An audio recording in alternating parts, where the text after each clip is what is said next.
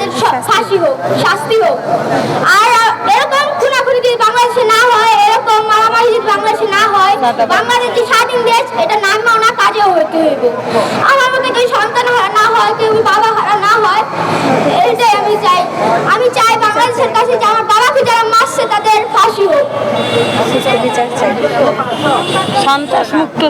আমি সন্ত্রাস মুক্ত বাংলাদেশ চাই। এই যে মানে জায়গায় জায়গায় ধর্ষণ, ফাঁসি, চাঁদাবাজি কত কিছুই হচ্ছে, এরকম যদি আর না হয়, এত টর্চার যদি না হয় বাংলাদেশের উপরে, বাংলাদেশের জনগণের উপরে, মানে আমরা আমার বাবার বিচারটা যদি সঠিকভাবে করে, তাহলে আরেকজন যদি এরকম খারাপ কাজ করতে থাকে সন্ত্রাসরা ভয় পাইবো, 100 বার ভাববো যে মারছিল পর তার এরকম বিচার আসে, আমাদের যদি এরকম ফাঁসি হয় তাই ভয়ে তারা করবো না। এটা সুন্দর একটা বাংলাদেশ, স্বাধীন একটা বাংলাদেশ হবে, এটা আমার কথা।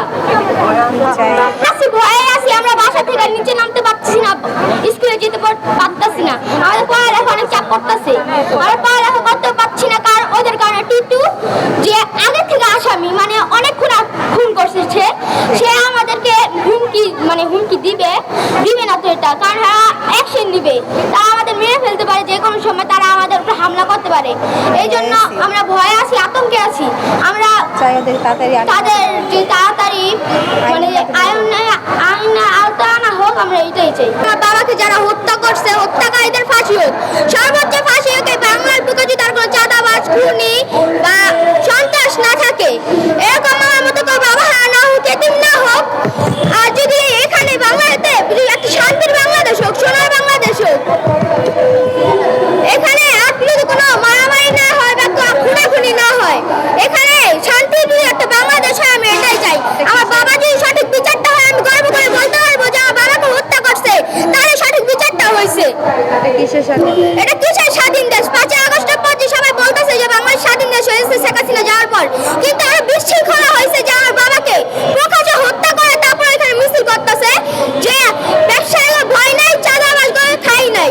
এটা কোনো কথা? যে ওরা এত ক্ষমতা কিভাবে পাবে বিএনপি আসার পর, যে আমার বাবাকে যারা হত্যা করছে তারা এভাবে প্রকাশ্যে হত্যা করার পর যদি এভাবে মিছিল করে, এটা কোনো কথা? আপনারা যে সঠিক বিচারটা না করেন, এভাবে যদি সবাই এভাবে খুনাখুনি করতে যায়, বাংলাদেশ আর কেউই বাঁচবে না, সবাই মরে যাবে।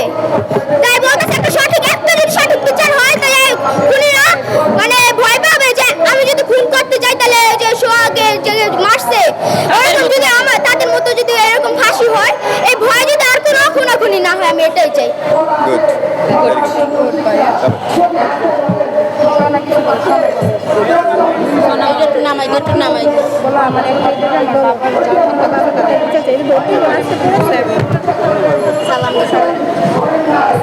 আসসালামু আলাইকুম, আমি মৃত সোহাগের মেয়ে সোহানা আক্তার। আমার বাবাকে যারা হত্যা করছে তাদের সবাই যাতে বিচার হয়, এবং টিটু যে ষড়যন্ত্র টিটু তাকে যাতে গ্রেফতার করা হয়, তাদের সেটা অনেক জঘন্য পরিমাণে শাস্তি হয়, সবাই যাতে ফাঁসি হয়। তাদের জন্য আমরা স্কুলে যেতে পারছি না, বাইরে বের হতে পারছি না, আমরা একটু আতঙ্কে আছি। আমার বাবার হত্যার বিচার চাই। আমার বাবাকে যারা মারছে তাদের সবাই যাতে ফাঁসি হয়, কেউ যাতে না বাঁচে, এবং যাদেরকে এখনো ধরা হচ্ছে না তাদেরকে যাতে দ্রুত ধরা হয়। এজাহারে যাদের নাম নেই, 4 জনকে যে বাদ দেওয়া হয়েছে, 4 জনকে যাতে এজাহারে যুক্ত করা হয়। 1 মাসের ভিতরে যেন বিচার কার্য শেষ হয়। এখন যে মাননীয় আইনমন্ত্রীর কাছে আমার অনুরোধ, আমরা হুমকি পাচ্ছি না, কিন্তু আমরা এখনো আতঙ্কে আছি, কারণ যেহেতু আমাদের টার্গেট করে রেখেছে, এবং যারা মানে মাস্টার মাইন্ড যারা তাদের হুমকি পর্যন্ত অপেক্ষা করবে না, তারা হুমকি পর্যন্ত অপেক্ষা করবে না, তারা আমাদের প্রতি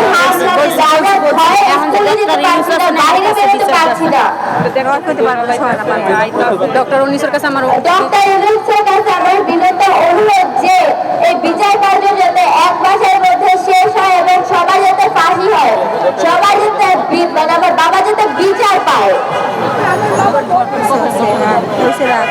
ইউএফটি ফার্স্টের সাথে ট্রেড করুন যে কোনো জায়গা থেকে, ক্যাম্পাসে ক্লাসের ফাঁকে, ঢাকার জ্যামে বসে কিংবা ঘরে বসে। ট্রেডিং এখন হাতের মুঠোয়, তাই ট্রেড করুন যখন খুশি, যেখানে খুশি।